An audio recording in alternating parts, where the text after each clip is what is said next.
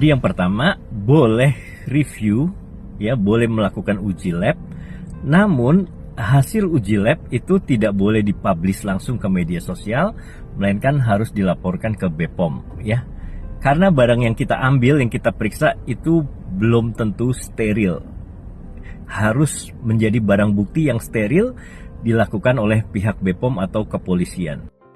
Yang kedua, masalah overclaim, ya. Jadi kita melakukan uji harus dengan uji yang benar, yang valid. Jangan kita menguji retinal dengan parameter retinol, itu ngawur besar. Kemudian kita menguji suatu zat yang encapsulated dengan parameter yang bukan encapsulated. Pembandingnya bukan dari pabrik maklon yang produk tersebut dibuat. Dan satu lagi, rawan manipulasi. Kalau ada orang yang tidak kita sukai, dia punya produk, kita ambil, kita periksa, tapi kita sudah kasih hidroquinon duluan, atau mungkin kita kurangi, kita campur dengan sambal mungkin, lalu diperiksa di lab, ya tentunya hasilnya nggak bener. Itu sebagai senjata untuk membunuh musuh. Dan hal ini terjadi. Dokter sih datang di pagi-pagi ambiar. Dari uji niacinamide menunjukkan angka 0,000662%. Pada bulan November 2024, akun Dokter Detektif mempublikasikan bahwa produk Get Beauty Cover Night Cream mengandung niacinamide yang hampir tidak terdeteksi, yaitu sebesar 0,0062%. Sesuai hasil pemeriksaan lab SIG yang diduga pemeriksaan dilakukan pada bulan Oktober 2024. Dan oleh dokter detektif dinyatakan produk ini adalah produk yang overclaim. Hasil pemeriksaan ini kami laporkan ke pabrik maklon, yaitu PT United Pharmatic Indonesia.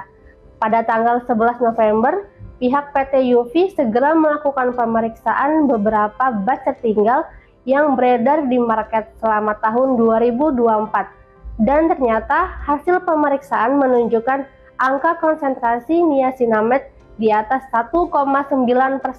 Pada bulan Desember, pihak PT UV dan pihak Get Beauty mengadakan pertemuan dan memutuskan untuk melakukan uji produk dari gudang Get Beauty yang telah kami simpan sebanyak 10 buah dari masing-masing batch yang tertinggal pada bulan November. Produk ini adalah batch yang beredar di masyarakat selama pertengahan tahun 2024. Pengujian sengaja kami lakukan di laboratorium SIG untuk mengetahui apakah memang ada perbedaan teknik uji atau perbedaan pembanding raw material standar niacinamide. Ternyata hasil dari laboratorium SIG menyatakan bahwa kadar niacinamide yang terkandung dalam produk Get Beauty Comfort Night Cream adalah sebesar 2%. Lebih sedikit. Hasil ini sangat jauh berbeda dengan hasil pemeriksaan yang dilakukan dan dipublikasikan oleh dokter detektif, yaitu sebesar 0,0062% atau hampir tidak terdeteksi.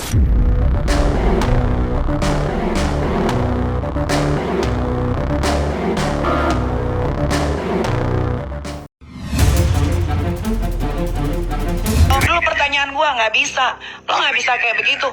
Lu yang bikin perkara, lu yang bikin masalah, gua yang dijahatin sama kalian. Dengerin ya, nggak bisa.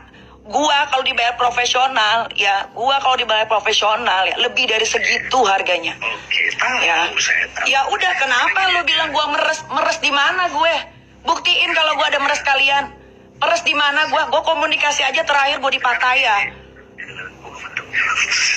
Meres di mana gue? Enggak, lu jawab. Ayo, lu mau ketemu, ayo. Tapi lu jawab. Gua meres di mana? Apa yang gua peres dari kalian? Jangan dulu sekarang ribut-ribut di sini. Nggak ada ribut-ribut, lu yang ribut-ribut. Kok lu yang nantang-nantangin di story? Gua mah nggak ada. Gue nggak ada takut. Bisa ketemu. Enggak, lu jelasin dulu. Tahu. Lu jelasin, itu anak buah lu semua, dayang-dayang lu, si Panda lah, si Sumbing lah, si inilah, si itu.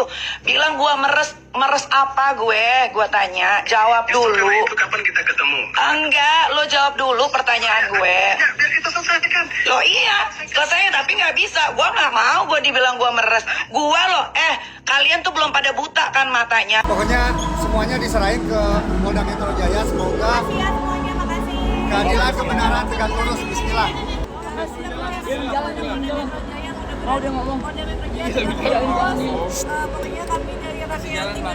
Sambil jalan.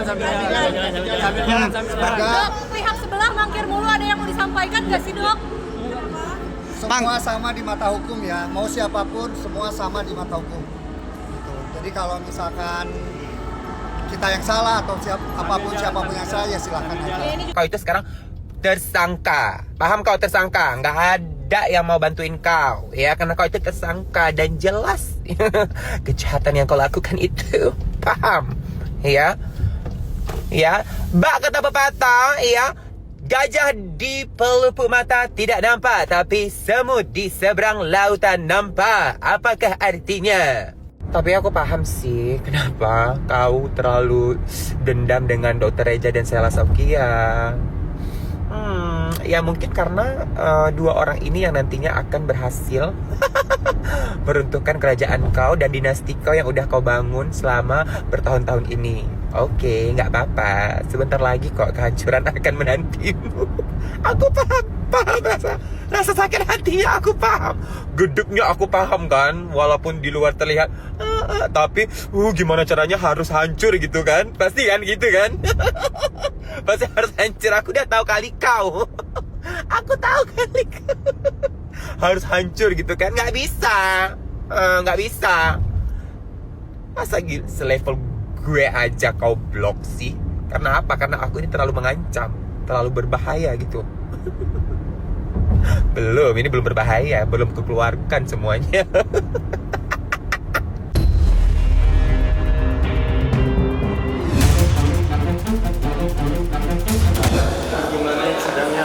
Kemana iklim, ah? Kemana tuh iklim?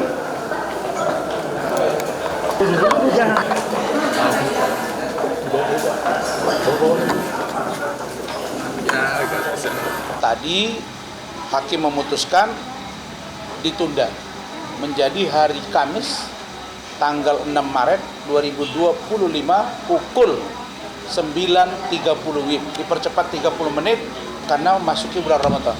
Jadi kalau saya menyarankan Bung Hotman, Anda kan sekarang sakit, fokuslah ke sakit. Kalau memang Tuhan menakdirkan Anda hari ini istirahat aja.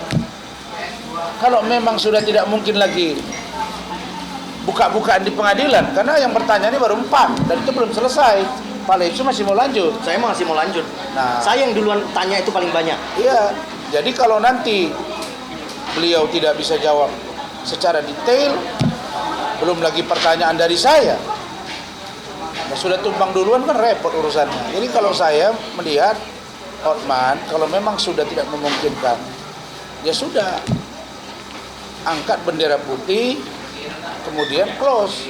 Persidangan ini memang sangat kita sayangkan ya, tidak hadirnya rekan kita Pak Hotman Paris Hutapea. Namun tetapi seandainya beliau pun hadir dalam persidangan, banyak pertanyaan-pertanyaan yang kami sudah siapkan untuk menangkal permasalahan perkara ini sampai ke persidangan. Tentunya kami juga mempunyai kartu as yang mana nanti akan kita buka di dalam persidangan. Soalnya ada alat bukti yang mau kasus ini harus ada head to head dengan orangnya gitu. Ada data kami yang harus disinkronisasi dengan data dia. Jadi kita beradu data, beradu fakta. Data itu silent evidence, kita punya bukti. Dokumen, kita punya speak evidence, saksi yang berbicara.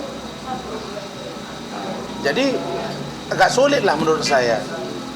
Nah, jadi Hotman itu kan sejak saya kenal dia, maksudnya sejak saya tahu dia pengacara, masih kuliah saya, rasanya tidak pernah Hotman separah ini sakit, gitu loh. Ya.